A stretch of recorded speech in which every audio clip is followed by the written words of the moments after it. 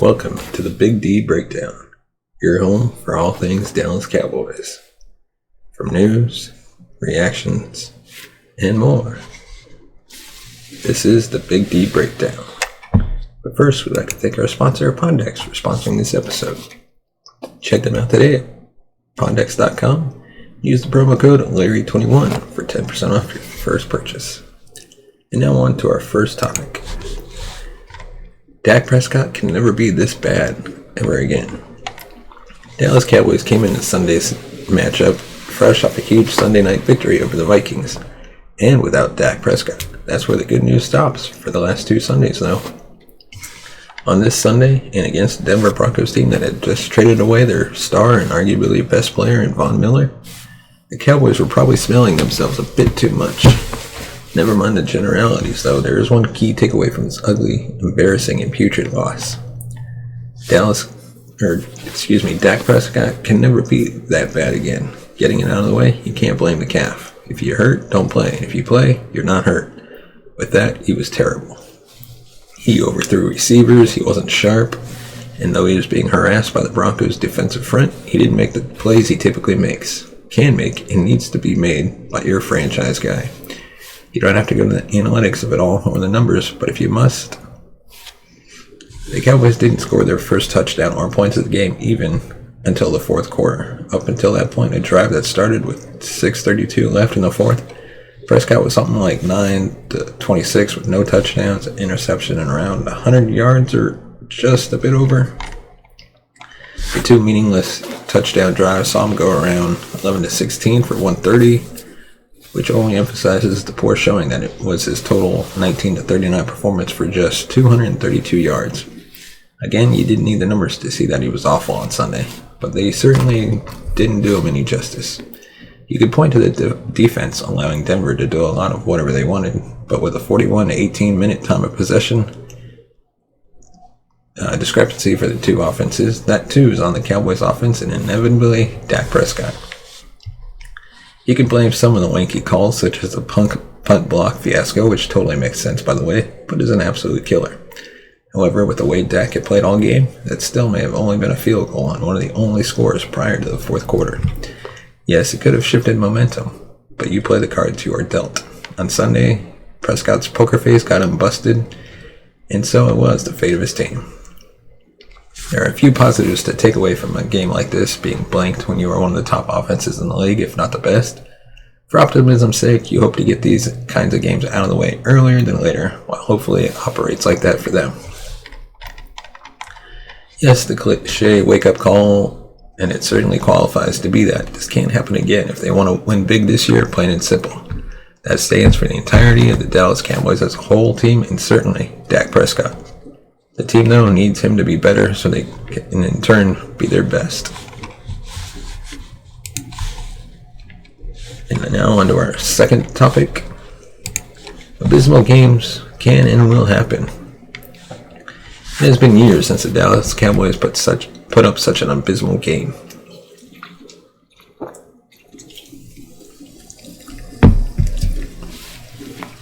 This amazing team we've seen so far this season either forgot their identity or just absolutely shell-shocked by a hungrier Denver Broncos team that had more to prove to the football world. At any rate, Sunday's 30-16 loss to the Broncos was absolutely terrible. The Cowboys seemed flat and nothing was working. You could see it all across the team. But they didn't expect to play as poorly as they did. In the grand scheme of things, everything will be just fine for America's team. The best teams in the NFL tend to have games like these. You know, a dud of a game where everything goes wrong, utter disappointment is in the air, and everyone starts to say it's the start of a downward spiral. That bad football game, it's like Sunday's loss, it could be a catalyst for worse to come or a proven recipe for other teams to follow to derail such a solid team when they meet on game day. The good news is the Cowboys will be just fine. These things happen, and honestly, no team will win every single game during a regular season. In essence, it's a good thing this happened, as now the coaches, team leaders, and players can all go over the film to bounce back in Week 10. The regular season is a long one, and it's best to always take things 1 week and one game at a time. The Cowboys are still on top at 6-2, which is not bad for going into the month of November. No, it's not time to hit the panic button or think the Cowboys are done just off of one bad football game. Whether it was quarterback Prescott being rusty after being out for 2 weeks, or the defense forgetting the basics of tackling, they will easily regroup sooner rather than later. The coaches know how special this team can be based on everything they've accomplished so far this season. Most importantly, the players know that what happened in Week 9 against the Broncos will never happen again. There's too much talent and, pride across this entire roster to let that loss set the tone for the rest of this season. Make no mistake about it, Cowboys will learn from this and make the necessary adjustments and tweaks to get back on track. It's any given Sunday in the NFL, and, the Broncos got the best of them. There's no sugarcoating it, the Cowboys were the inferior team on Sunday. Luckily, there's still plenty of football left to be played, and even more time for the Cowboys to get back to their winning ways. And our next topic, the sky is not falling on this Dallas Cowboys team. Like we've rehashed multiple times, the Dallas Cowboys were served a beating on a silver platter on Sunday. There's no two ways around it. The Broncos came into AT&T Stadium and worked the Cowboys up and down the field on both sides of the ball. There isn't much silver lining from the game. Prescott had a career day for all the wrong reasons, with some of his lowest numbers to date. The defense was gashed all day long. Even the special teams couldn't catch a break. One bright spot I do want to shed some light on is Malik Turner.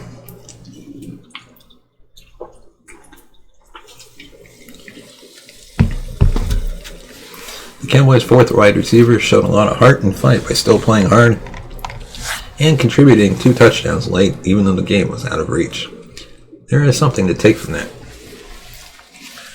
One salvageable thing from yesterday may be the rest of the NFC East is a complete circus, and the Cowboys held a 4-game lead in the loss column over the Eagles, Giants, and Washington football team. It was as bad as Sunday was, and the undeniability of it, the sky is not falling. It's still so far from time to press the panic button. And I think it's more of a reset. Why? First off, it is a 17-game season in the NFL. It's a brutal grind, and it is really tough to expect the team to be a lights out week in and week out. Secondly, the talent level in the NFL is so close amongst teams that the gap between 6-1 and 4-4 is often closer than what we want to realize. Rarely does a team run through their schedule without stumbles and giving away a game they should. I say this because there are a few interesting things I've noticed in looking at teams the last few years who reached the Super Bowl and ultimately won it. 2018, the Patriots lost back-to-back games to the 7-6 Dolphins and 8-5 Steelers in December. They won their final 2 games of the regular season and ran through the playoffs on their way to a title. 2019, Kansas City Chiefs dropped a game to the 5-5 Titans, bringing them to barely over a 500 record of 6-4. The Chiefs rattled off 6 straight wins before the playoffs, capped by their run for the title. In 2020, the Buccaneers lost 3 out of 4 games in the month of November, leaving them at 7-5 during the final month of the season. The Bucs took their final 4 games to go into the playoffs hot, and they also ended their season with a title. I'm not saying that the Cowboys have nothing to worry about after yesterday's performance. The lack of focus and the slow start, mixed with the inability to get anything going, are things that simply can't continue if this team wants to follow the trend of the last 3 Super Bowl winners. But what am I saying is that the NFL is quite an unpredictable beast, and things get weird. Week 9 alone saw 7 underdogs win outright. That ties directly into the talent gap being so much smaller than fans realize. Every player on both teams is paid and playing for their next contract. The loss stunk, and there is really nothing positive the Cowboys can take from that game film. But I think it's also important to press pause on the sky falling and take a deep breath.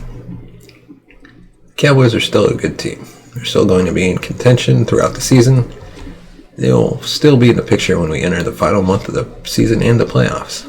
This game needs to be an exception, with the first 7 games being the rule. If the Cowboys can do that, they have the ability to continue the Super Bowl trend I spoke of earlier.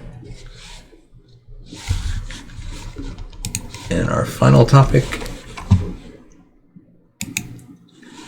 the worst case scenario for the Dallas Cowboys in the NFL playoffs. The Cowboys have jumped out to a fast 6-2 start, which included winning 6 straight games from Week 2 to Week 8. As a result, Dallas finds itself with some breathing room atop the NFC East. They hold a 2.5 game lead in the division, with both the Eagles and Giants being 3-6. Consequently, there's little reason to believe that the Cowboys won't make the playoffs this season.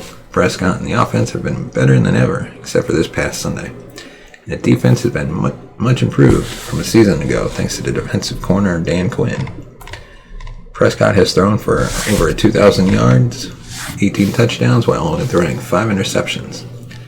Not only has the 4th round pick been exceptional, but so has the running game. Cowboys ranked 3rd in rush yards per game and tied for 4th in yards per carry.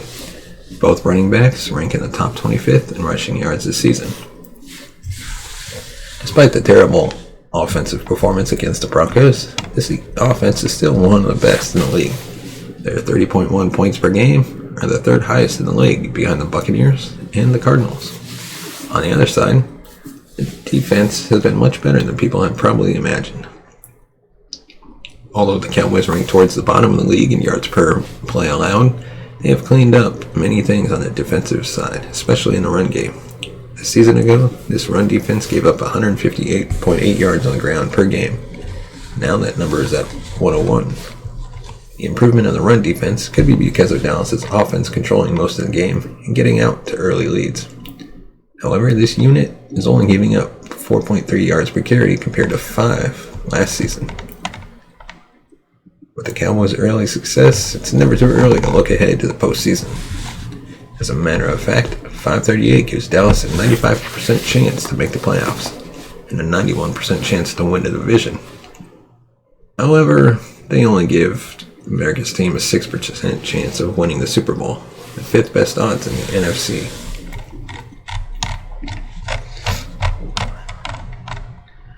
Why do the Dallas Cowboys have such low odds? If there is such a thing as the worst case scenario for the Cowboys in the playoffs, it would be finishing as the 4th seed in this year's playoffs. The good news for them is that they would get a home playoff game in front of their fans. The bad news, they'd likely have to face the 2nd place finisher in the NFC West, the Cards or the Rams in the wild card. A playoff game against either one of those teams is probably going to give Dallas a hard time, even at home. Both the Rams and Cardinals have elite offenses and defenses that rank in the top 12. The Rams have the 12th best defense in terms of yards allowed per game, and the 4th best offense in terms of total yards. They've also just recently acquired defensive end Von Miller. As for the Cardinals, they have the 4th best defense. On the other hand, Dallas has the best offense. Dallas Cowboys will have the opportunity to play the Cardinals, though, in Week 17 at home, a game that could play a factor in the seeding. With the NFC being so stacked, 5 of the top 7 teams in the NFL come from the NFC side. It would be a tough draw for the Cowboys in the 4th spot. Essentially, Dallas would have to beat 3 of the top 4 teams in the NFC, assuming there are no upsets in the wild card, to make it to the Super Bowl. Cowboys fans around the league would probably much rather open Super Wildcard weekend with a game against the Vikings, Seahawks, Saints, than against the Rams or Cardinals. However, if the Cowboys want to be best, then they have to beat the best, and that will give them every opportunity to do so with the 4th seed. A big win in the wildcard round would give Dallas all the momentum in the world and carry them right into the Super Bowl. Nonetheless, there's a lot of football left in the season, and anything can happen. It's going to be interesting to see how the NFC shakes up. But one thing is certain, the NFC playoffs are going to be one wild ride. And our final topic, I should say, is answering the question of what happened to all the Dallas Cowboys reinforcements. With the new 17-game schedule on deck, the halfway point for the Dallas Cowboys will be halftime of this weekend's game. Even with that weird twist, time is running out for these injured players to return. Cornerback Kelvin Joseph was activated 2 weeks ago, but has mostly been invisible since his return. It's not 100% his fault, as returning players need time to get into game shape, but also time to learn where and how they fit. Cowboys wide receiver Michael Gallup suffered a calf strain against the Tampa Bay Buccaneers in Week 1 and has not played since. The severity of his injury must have been severe, as he has missed 8 weeks now. It appears as if his return is likely this weekend against Atlanta, but I have to wonder what took so long. His calf strain was originally listed as a 3 to 5 week injury, but the Cowboys have brought him along slower than most expected. The Dallas Cowboys have been hit hard by the injury bug in 2021. I wonder if the Cowboys front office dragged their feet in order to reduce his free agency work. It appears as if defensive tackle and 2019 top draft pick Tristan Hill will also make his debut, but it took a year for him to recover from a torn ACL. I understand that some players take longer to recover than others, but I feel like the Cowboys are slow playing a few of these injury recoveries. I would never want to rush anyone back, but the team only has half a season to figure out rotations and playing time with all of their pieces. If there was ever a player to slow play, defensive end DeMarcus Lawrence should be the player who should be brought back slowly. But it appears he's on the fringe of his original timeline. His 8 weeks are up, and it looks like Tank might be on the field for some limited activities. His broken foot worries me, as it always feels like players with broken bones in the hands and feet usually break them again. Go figure. Cowboys defensive tackle Neville Gallimore was expected to miss 4 to 6 weeks, but that timeline was given in mid-August. We're all probably preparing for Thanksgiving dinner, so who knows what is going on with Gallimore.